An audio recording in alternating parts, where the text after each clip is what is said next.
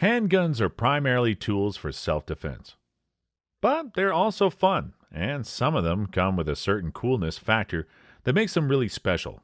Of course, these guns are not necessarily the most practical ones when it comes to self-defense, except if you want to defend yourself against a charging bear. But that does not diminish the coolness they come with. In fact, when you think about it, the really cool guns are not even really meant for self-defense. These hand cannons are at best made for hunting, if not just for the sake of claiming to be at least one of the most powerful handguns ever made. If you are one of those who either like heavy caliber handgun hunting or any kind of heavy caliber fun, you'll like what we have for you. But be careful. If you try out one of these, you might be hard-pressed to keep them under control when shooting, so brace yourself. Number 6, LAR GRIZZLY 45 Winchester Magnum. The LAR GRIZZLY is what comes out of mating a 1911 single-action pistol with a really strong cartridge on steroids. The gun came out in 1983, and 6 years before that, the cartridge. To create the 45 Winchester Magnum, the work started on the 45 ACP. The case was lengthened from .898 inches to 1.198 inches. On top came the standard 45 ACP projectile with 230 grains. The result is a bullet that comes with 1,600 feet per second out of the muzzle with an energy of 1,200 foot-pounds.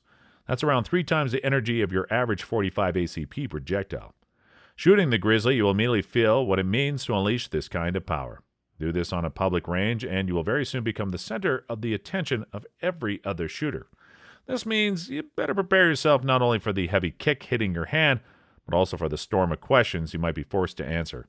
So you'll be the hero of the day. Number 5, 44 Auto Mag.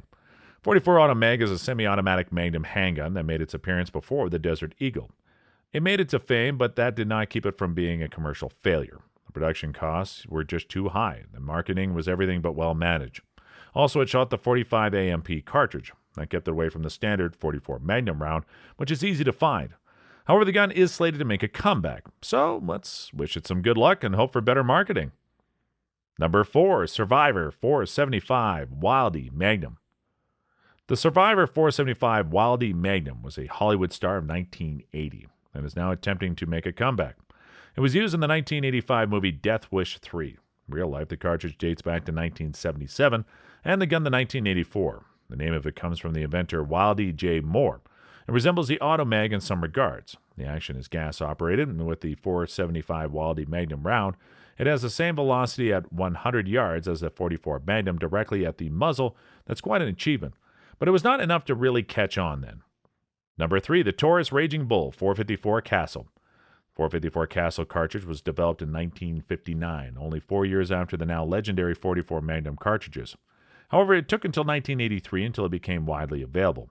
Then it was a Freedom-armed single-action revolver that was chambered for it, which then got its boost from Hollywood.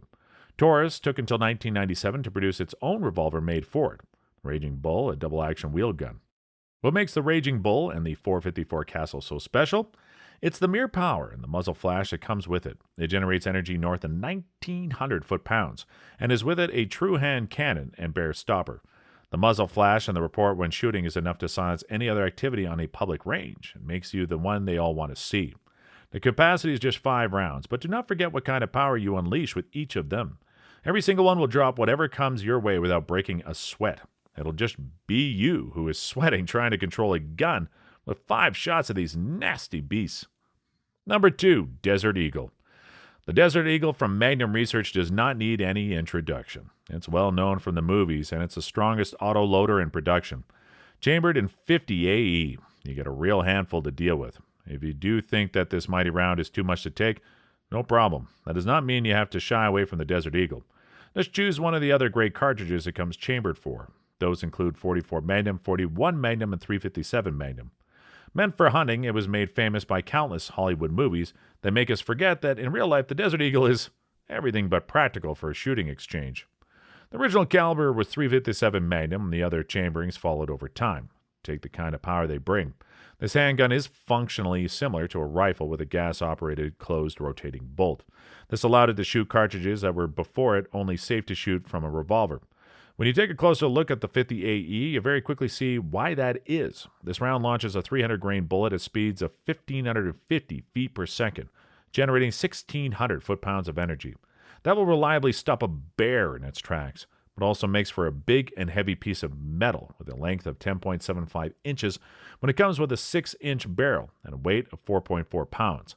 It's worth mentioning that the weight is actually a help as it soaks up at least some of the recoil forces before they reach your hand.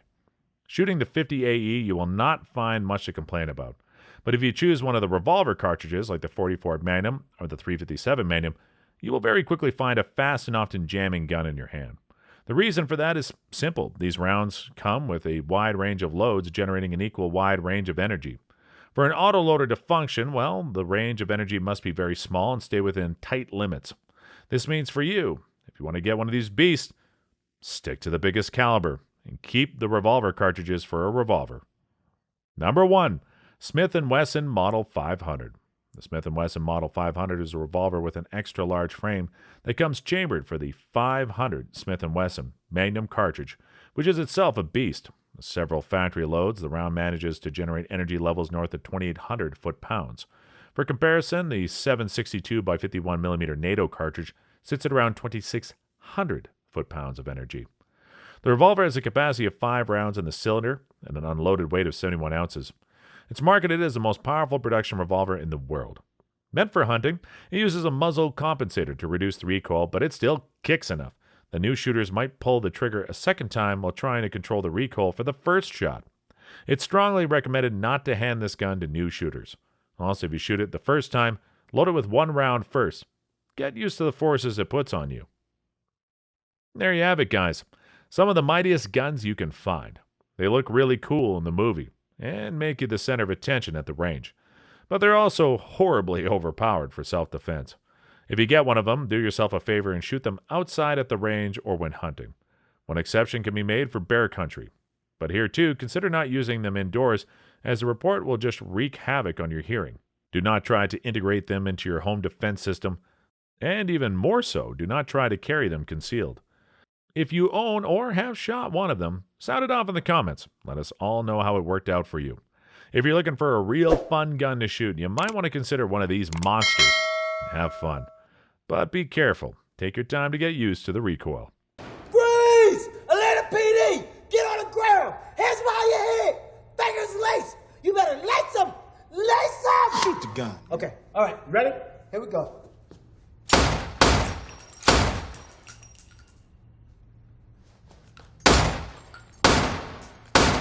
Damn it! I pinched it! I pinched the inside of my hand! I don't think the sight on the gun is quite calibrated. The way I was shooting, it looks a little...